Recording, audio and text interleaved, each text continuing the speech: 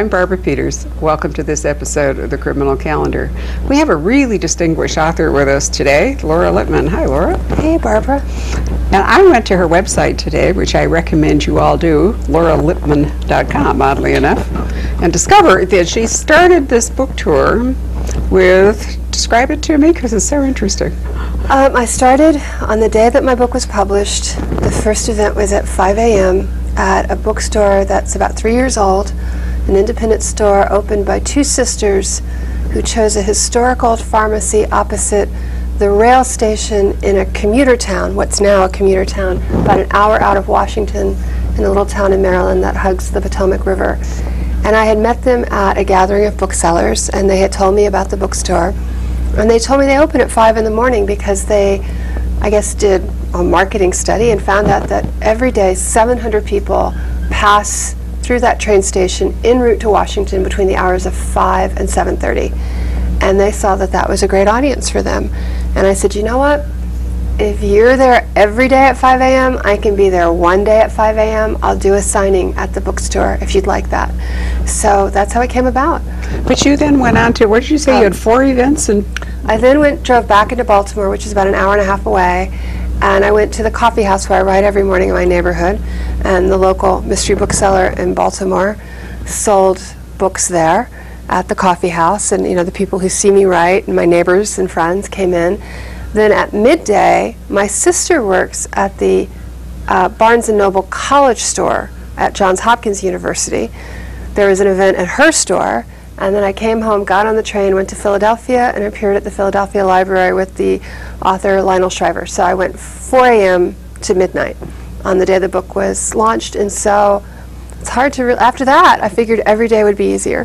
The part I liked the best was you were in, what, 4 cities and 2 states? Yes, 4 cities, 2 states, south of the Mason-Dixon line, north of the Mason-Dixon line. It's everything's a lot closer together back east. It's not quite so hard. Well, that's what's so amazing. I mean, when you said that, in Arizona, you probably couldn't make it through Phoenix and Tucson in a day. So, I often say that to British authors because I find that so fascinating. You can fit all of Great Britain in Arizona. I know, and they talk a lot about how they can't even conceptualize what an American book tour is like because the distances are so vast. And every year, I tour pretty extensively. I'm lucky. I mean, it's a real opportunity and a privilege to go out on the road to talk about a book. But every year, some fan will say, why aren't you coming to blank? I can't possibly. I mean, I can't even get to every region every year in the U.S. This year, I've done sort of like a big U, and if you just start up in the Northeast, come down through Texas, Southern California, all the way up to the Pacific Northwest, and then back down here to Phoenix, and that's the tour. So, I can't get to the Southeast. I can't get to Florida. I'm going to get some of the Midwest. I don't get New England. Something's always going to go missing. That's just the way it is. It's just a big country. Well, it is a big country, and I think it's interesting because your books are, Baltimore is essentially the landscape and, in fact, a character in your books, and yet, of course, you're really writing universal themes. The love of hometown is a universal. I think, and I didn't figure that out for a long time, but I began to see that what people responded to was a lot of people have a Baltimore in their life, a town where they grew up, a town that most of them love, some of them don't, but they get the idea of that kind of passion for a certain place, and so they can read it even if they've never been there.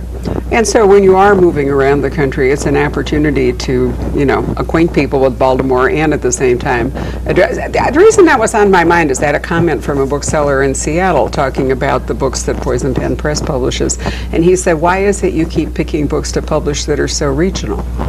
And that really gave me pause because I don't think of them as regional. I think that one of the things I love is learning the landscape, but the themes, it seems to me, are not related to the place. I have a problem with the idea that writing about a place is a phase you're supposed to pass through as a writer. One of my all-time favorite books is a Larry McMurtry book, All My Friends Are Going to Be Strangers. And there's an edition of it that comes with an afterword where, a very learned man explains that this was McMurtry's farewell to regional literature, and that he wrote about this as if that's a necessary transition, if it's part of the maturation process of a writer to leave behind. But I've always been drawn as a reader to books that have a really strong sense of place. And I've never understood the idea that because something has a strong sense of place, it's lesser, or it's, I don't get that. That's just not the way I read. So I don't think of them as regional. I think of them as books set in vividly evoked places. Well, I agree with you entirely. And that applies with me also to periods of history. I mean, I've always been an historical reader. I am an historian by training, and sometimes I just like visiting a particular epoch as well. So, I mean, I do think one of the joys of fiction is it gives you an opportunity to time travel or place travel in your head and see something through somebody else's eyes. Absolutely. And a trend going on at the moment I particularly have enjoyed. I was just looking at a number of things coming out from England. And you're published there. Yes. And you're making a transition, you said, to a new publisher there. For years, writers over here, like Martha Grimes, who wrote a book about Baltimore, if I remember right. She did. What was it called again? The Horse You Came In On, which is the name of a bar in Baltimore. So she kept with her pub theme. Right, that was it. And Elizabeth George, Abercrombie, whatever, the British were so big on critiquing these people, criticizing them as they couldn't possibly write about England. But the big trend at the moment is for all these British male authors, what we call the big bloke kind of guys, are writing about America. I just looked at one that's, got some guy chasing a serial killer through Salt Lake City and all, and I find, isn't that And there's a young interesting? female Irish writer whose name I'm blanking on right now, which I can't quite pull up, but she's done the same thing. She's written 2 books set in the U.S. and done very well with them.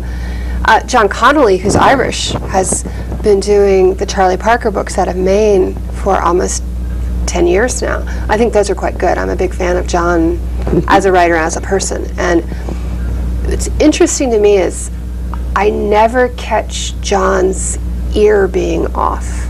Right. He never makes a misstep in terms of American speech, and he writes these vast array of characters from all over the U.S., and it's uncanny how well he does it. I agree. I think he does a great job. His colleague Declan Hughes, who's come on, also published by your company, but he's done an interesting thing because his Dublin private eye worked in Los Angeles for so long, which gives him, he hasn't really done it yet, but one feels certain that at some point Ed will go back to L.A. and part of these books. Declan's really onto something. The private eye, sort of the throwback private eye, the Ross MacDonald, Lou Archer type of private eye, works so well in modern day Dublin because Dublin is a city where there's still a lot of shame and secrets.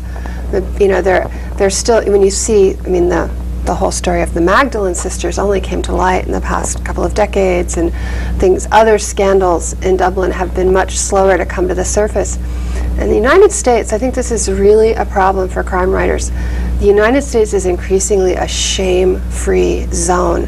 And, so for so long, traditionally in crime novels, motivation often derived from shame, the fear of discovery. And post Jerry Springer, post the bad-behaving man of the week standing up at the press conference with his poor wife standing next to him to talk publicly about these things he's done, it's so much harder as an American writer to try to find secrets that people would think were worth any sort of crime to cover up, much less murder. But in Dublin, it works. It works really well. I think it does. The Benjamin Black series that John Banville is writing shows that. But I was thinking to myself in regard to the Elliot Spitzer thing that we're sort of referencing here, and then the new guy, the new governor, just the next day had to confess that he too. Me too. Sorry. But what I think is interesting is that not only are we moving past shame, but we've moved right into profitability, because in fact people who are now caught in these situations that might have powered a crime novel once upon a time are getting book deals and Hustler magazine and Larry Flint waving money at them and movie deals, and it's almost like there's a payoff for misbehavior rather than a penalty.